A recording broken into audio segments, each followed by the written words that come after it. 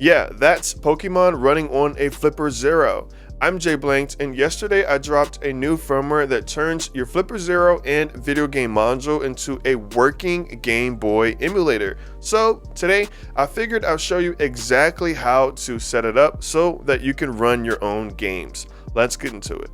So this is mainly ran by the video game module, which is an external module created by Flipper devices themselves.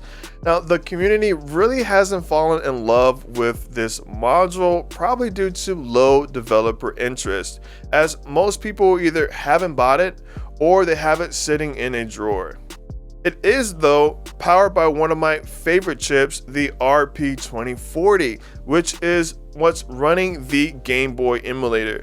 It sends the frames over UART to the Flipper, and then the Flipper sends button presses over to the video game module. Okay, let's walk through setting this up step by step. So here's everything you'll need. You'll need the video game module. You'll need your FlipperZero, of course. You'll need a micro SD card module, and then you'll also need an adapter. Now these you can build yourself, as I've done with these. I have a more complex one that also sends button presses from here, and you can also use jumper wires. First, we need the firmware for the video game module. This is in my repository called Flipper-GameBoy. At the root of the repo, click on flipper-gameboy.uf2 and then click download raw file. Now we're going to put the device into bootloader mode so we can put the firmware on it. All we have to do is grab a USB-C cable that supports data, like the one that came with your Flipper, and we're going to take a jumper wire or something small, and we need to hold the boot button, which is the left one here. And while we're holding it, you want to plug in your USB-C cable on the other side, like so.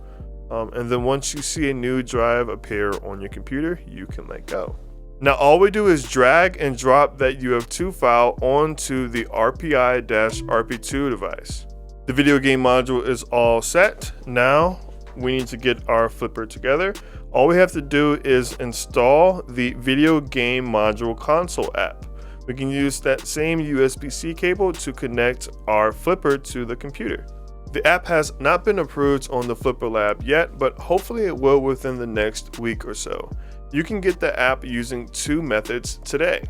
You can either clone the repository and use UFBT, which I have a couple videos reviewing that, or you can go to my website, jblank.com/flipper/download, scroll to the bottom, and you can do a direct download, which will use UFBT and compile it into a FAT file, and then it will launch a download just like that.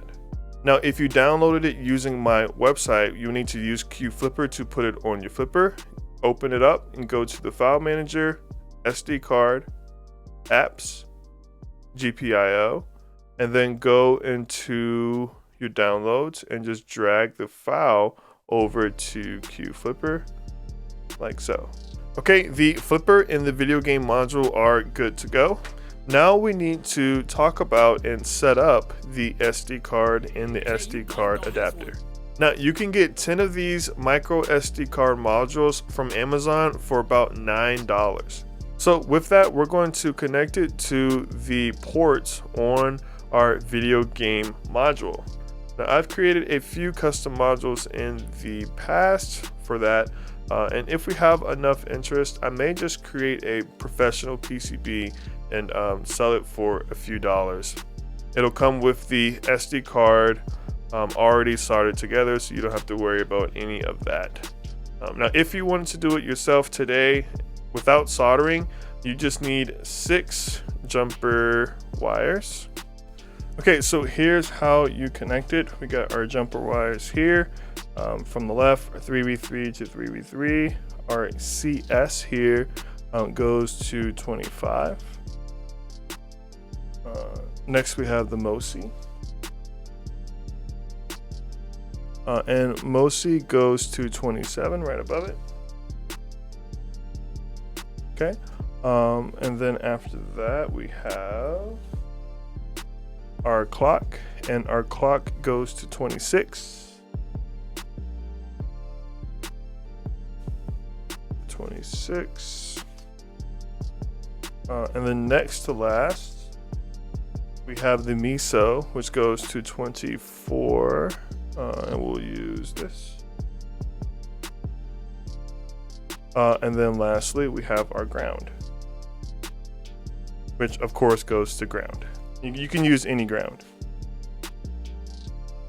Okay, great. Now we're ready to play some Game Boy games. Make sure to load your micro SD card with ROMs that you legally own. Okay, now put in your micro SD card. Be facing up like that. And then you'll want to open up the Flipper app first. So go and open up the Flipper app. Now go and click on Run. And now you can connect the video game module with the SD card in it. And if you have ROMs, it will appear on the screen. You can scroll through them and click the one you want to play. Let's load up Pokemon Red. Now this takes just about 30 seconds to a minute because it's loading the ROM into the flash of the video game module. The cool thing is if you have a saved state, it will load that saved state as soon as you start the game. As we see here, we're inside of Pokemon Red. It's a saved state that I have. Now from here, so I'm using the D-pad, but we can just type here.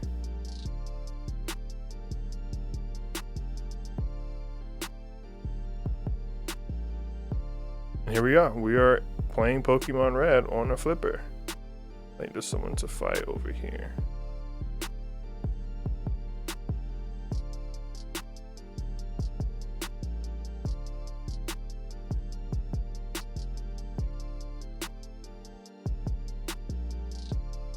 And to exit the game, just go and hold back. And what that would do is that will save the state to the SD card.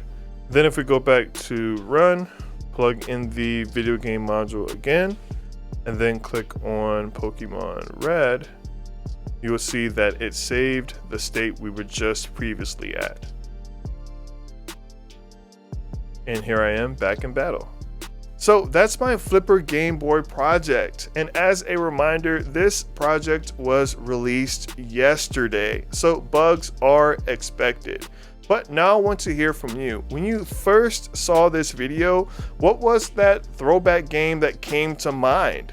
Which one are you most excited to play now that you can do it on your Flipper? Give this video a thumbs up and make sure to subscribe so you don't miss out on future updates about this project or new Flipper projects or about the upcoming Flipper 1. I'm Jay Blanked. Thanks for watching. Peace.